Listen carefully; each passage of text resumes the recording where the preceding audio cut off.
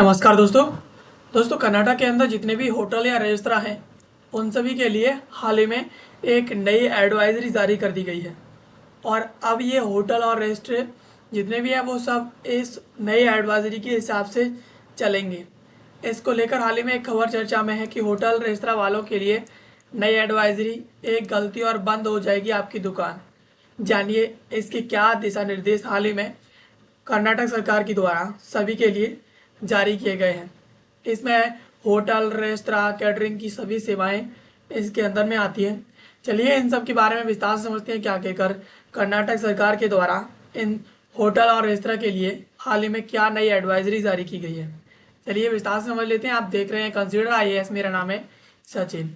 सबसे पहले खबर के प्रमुख बिंदुओं के बारे में बात करेंगे तो कर्नाटक के खाद्य सुरक्षा एवं औषधि प्रशासन आयुक्त ने 11 अगस्त 2026 को होटल रेस्तरां कैंटीन कैटरिंग सेवाओं के लिए नई एडवाइजरी जारी की है। एडवाइजरी में खाद्य तैयारी से लेकर भंडारण, परिवहन, कचरा निस्तारण तक के लिए विस्तृत दिशा निर्देश इनके द्वारा जारी किए गए हैं। इन नियम तोड़ने वाले प्रतिष्ठानों पर खाद्य सुरक्षा एवं मानक अधिनियम 2011 के तहत कार्रवाई की जाएगी। गंभीर मामले में जुर्माने के साथ प्रतिष्ठान बंद भी किए जा सकते हैं। एडवाइजरी सभी जिलों के खाद्य सुरक्षा अधिकारियों को भेजी गई है ताकि कार्रवाई सुनिश्चित हो सके।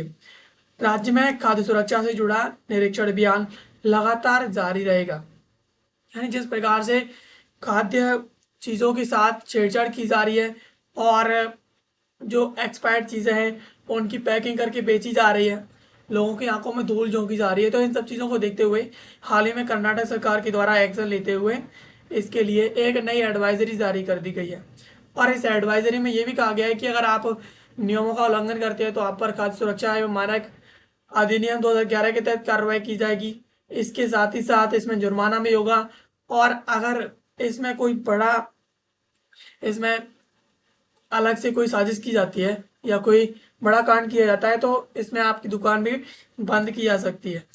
इसके साथ ही एडवाइजरी और कार्रवाई किस किस पर होगी इसकी बात करें तो यह एडवाइजरी में राज्य राज्य के अंदर जो खाद्य कारोबारी है उनकी बढ़ी हुई जांच के बीच जारी की गई है। इसका उद्देश्य है होटल रेस्तरां कैंटीन और कैटरिंग सेवाओं में स्वच्छता और खाद्य सुरक्षा मानकों को सख्ती से लागू करना है। नियम उल्लंघन पर खाद्य सुरक्षा एवं मानक अधिनियम 2011 के तहत कार्रवाई का प्रावधान भी रखा गया है। गंभीर मामलों में जुर्माने के साथ प्रतिष्ठान को बंद करने की भी यहाँ पर कार्रवाई हो सकती है। आयुक्त ने एडवाइजरी सभी जिलों के खाद्य सुरक्षा अधिकारियों को भेजकर लागू करने के लिए कहा है। विभाग ने स्पष्ट किया है कि राज्य में खाद्य सुरक्षा को लेकर निरीक्षण का सिलसिला आगे भी जारी रहेगा। यानी जिस प्रकार से राज्य के अंदर खाद्य जो कारोबारी है बढ़ते जा रहे हैं, वो होटल खोल रहे हैं, रेस्तरां खोल रहे हैं, कैंटीन खोल रहे हैं, इसके अलावा अन्य जो व्यवसाय हैं वो खुलते हुए जा रहे हैं। अब यहाँ पर सबसे बड़ी दिक्कत है वो ये है कि खाद्य को लेकर के, खाने पीने की चीज़ों को लेकर के सावधानी नहीं बरती जा रही है। तो इसी वजह से ये जो नए नियम है वो लागू किए गए हैं। इसमें कार्रवाई भी की जाएगी। अधिनियम जो खाद्य सुरक्षा एवं मानक अधिनियम 2011 है उसके तहत, और इसके साथ ही गंभीर मामलों में जुर्माना भी होगा।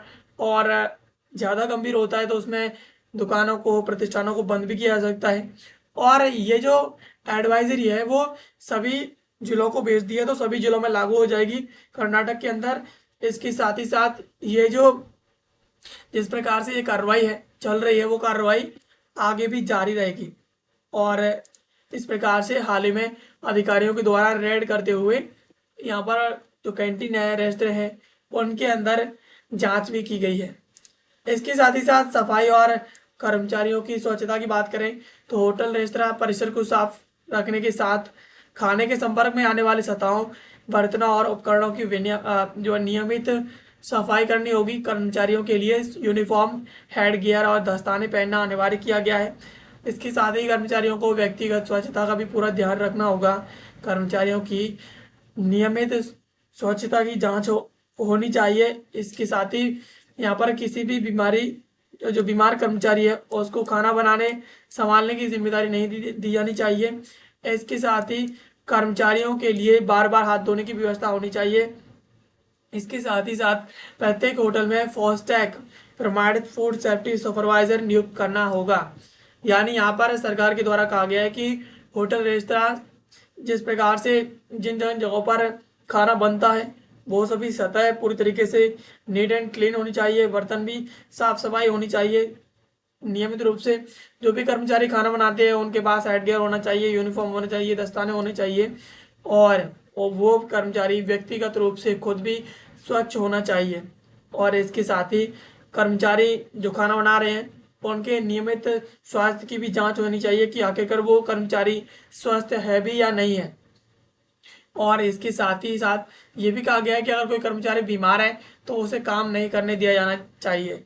और कर्मचारियों के हाथ वगैरह जो है नियमित रूप से बार बार धो रहे हैं। और हर एक होटल रेस्तरां में एक फूड सेफ्टी सुपरवाइजर नियुक्त करने की भी जिम्मेदारी उस जो होटल या रेस्तरां है उसकी होगी। इसके साथ ही कच्चे पके भोजन को अलग अलग रखने के दिशा निर्देश दिए गए हैं। कच्चे और पके भोजन को अलग अलग रखने पर विशेष जोर दिया गया है ताकि क्रॉस कम्युनिकेशन से जो संक्रमण है वो ना फैल सके। इसके साथ ही साथ सब्जियों, मांस और अन्य कच्ची सामग्री के लिए अलग बर्तन और कंटेनर रखने की भी यहाँ पर सलाह दी गई है। शाकाहारी और मांसाहारी भोजन के लिए भी अलग अलग बर्तनों और कंटेनरों का इस्तेमाल यहाँ पर करना होगा। गर्म खाने को 60 डिग्री सेल्सियस से अधिक तापमान पर रखने के यहाँ पर दिशा निर्देश दिया गया है। और ठंडे भोजन को 4 डिग्री सेल्सियस से नीचे रखना होगा। फ्रोजन खाद्य पदार्थों का तापमान -18 डिग्री सेल्सियस से कम बनाए रखना अनिवार्य होगा। यानी यहाँ पर सरकार के द्वारा जोर दिया गया है कि कच्चे पके भोजन को अलग अलग रखना होगा ताकि वो उनके अंदर जो संक्रमण है वो फैल ना सके। और इसके साथ ही साथ यहाँ पर सब्जियां हैं, मांस है और अन्य जो कच्ची सामग्री है उन्हें अलग अलग बर्तन या फिर कंटेनर में रखने की सलाह दी है। तो इस प्रकार से गर्म भोजन को 60 डिग्री सेल्सियस या उससे अधिक तापमान पर, ठंडे भोजन को 4 डिग्री सेल्सियस या उससे नीचे के तापमान पर, फ्रोजन खाद्य पदार्थों को -18 डिग्री सेल्सियस तक रखने के दिशा निर्देश दिए गए हैं। तो इस प्रकार से कहा है कि जो भी भोजन है अगर वो गर्म है तो उसे गर्म और जो ठंडा है उसे ठंडा अलग अलग जगह पर रखना होगा। दोनों को मिक्स करने की बिल्कुल भी जरूरत नहीं है। इस प्रकार से दिशा निर्देश जारी किए हैं। इसके साथ ही साथ गुणवत्ता लेबलिंग और एक्सपायर्ड सामान को बेचने पर रोक लगा दी गई है। खाना तैयार करने में केवल अच्छी गुणवत्ता वाले प्रोडक्ट का इस्तेमाल करने को कहा गया है। सामानों को खाद्य जो साफ और उचित परिस्थितियों में रखना होगा। एक्सपायर्ड या घटिया सामान को फौरन नष्ट करना होगा। इसके साथ ही साथ खाने के सामानों की सही लेबलिंग, सही तरीके से स्टोरेज करनी होगी। फफूंदी लगे खाने को तुरंत फेंकना होगा और खाने में मौजूद एलर्जी पैदा करने वाले तत्वों की जानकारियां प्रदर्शित करने के लिए दिशा निर्देश दिए गए हैं। इसके साथ ही साथ जहां लागू हो वहां पर पोषण संबंधी जानकारी भी उपलब्ध करानी होगी। यानी जिस प्रकार से खाने की चीज़ों में गलत तरीके से लेबलिंग की जाती है तो उसे हटाने के लिए निर्देश दिए हैं। और खाने की गुणवत्ता खराब होती है, कभी कभी एक्सपायर्ड खाने को भी यहाँ पर उपयोग किया जाता है तो उसे पूरी तरीके से नष्ट करने पर जोर दिया गया है। और इसके साथ ही साथ ये भी कहा गया है कि फफूंदी लगे जो खाने हैं इस प्रकार के खाने को तुरंत फेंक दिया जाए। और खाने में जिस प्रकार से मौजूद एलर्जी है, इस प्रकार एलर्जी पैदा करने वाले जो तत्व हैं उन सभी की जानकारी भी प्रदर्शित करनी होगी कि कौन से खाने में कौन सा एलर्जी पैदा करने वाला तत्व मिलाया गया है। और जहाँ पर जरूरी हो, कर्नाटक सरकार के द्वारा कहा गया है कि जहाँ पर जरूरी हो वहाँ पर खाने से संबंधित भी जानकारी पब्लिकली अवेलेबल करानी होगी। इसके साथ ही साथ कच्चा निस्तारण और खाद्य परिवहन संबंधी नियमों की बात करें तो इस्तेमाल किए गए कुकिंग ऑयल को दोबारा इस्तेमाल करने के जो दोबारा इस्तेमाल ना करने के निर्देश दिए गए हैं। ऐसे तेल का निपटारा केवल अधिकृत एजेंसियों के माध्यम से करना होगा। खुले में कचरा फेंकने पर रोक रहेगी। कूड़ेदान ढके हुए होने चाहिए और कचरे को नियमित रूप से हटाना होगा। खाद्य पदार्थों की धुलाई में इस्तेमाल होने वाले वाहनों को साफ और ढका हुआ रखना होगा। कच्चे और पके भोजन के लिए अलग अलग परिवहन व्यवस्था रखने की सलाह दी गई है।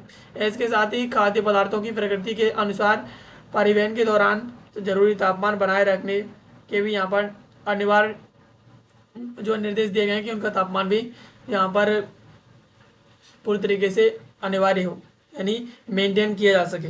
तो इस प्रकार से जो भी कचरा निकलेगा उस कचरे को यहाँ पर खुले में ना फेंका जाए, ये भी जो है यहाँ पर सुनिश्चित किया गया है।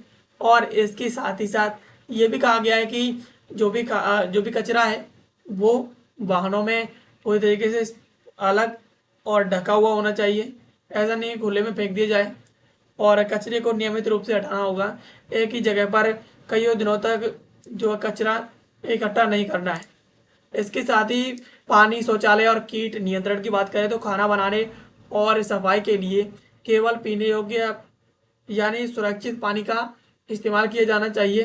पानी की टंकियों की नियमित सफाई और जांच करनी होगी। कर्मचारियों और ग्राहकों के लिए साफ शौचालय की व्यवस्था अनिवार्य होगी। हाथ धोने की पर्याप्त व्यवस्था भी करनी होगी।